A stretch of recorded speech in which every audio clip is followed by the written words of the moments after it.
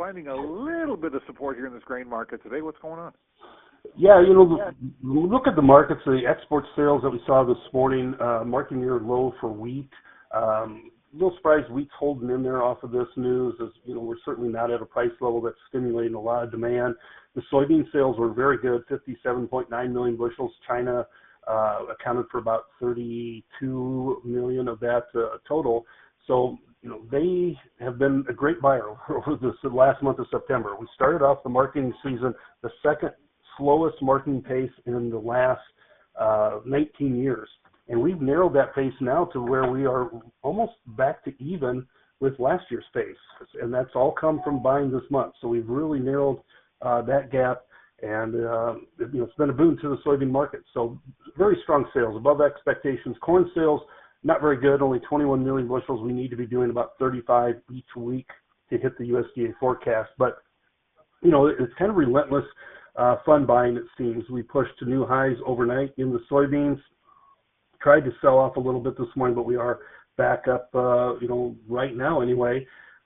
Even though there's some rains in South America, Brazil's seen patchy, scatter-type rains in Mato Grosso yesterday, more rains in that similar vein for this weekend before maybe a rainy season starts going into early part of October.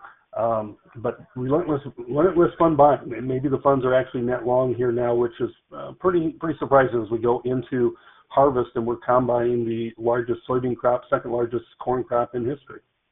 Yeah. Well, we have quarterly stocks coming up here on Monday, so I'm guessing maybe a little squaring too, huh? Yeah, I guess I go into the weekend. I wouldn't be surprised if we saw a little bit of position squaring ahead of the weekend, and I would think that would mean maybe some lower prices, especially with harvest activity.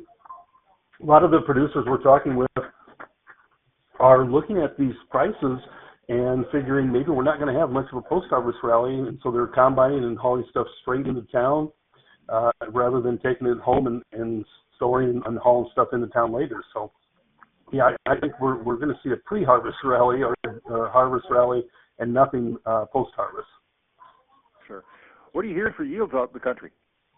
A lot of variable yields, but a lot of really, really good yields. So, it's variable every year, but for the most part, a lot of guys are reporting record corn, record soybean yields. There's some that are a little disappointing, especially if they planted a little bit later or had a lot of rain, too much rain. That seems to be kind of the culprit as far as rotten yields this year.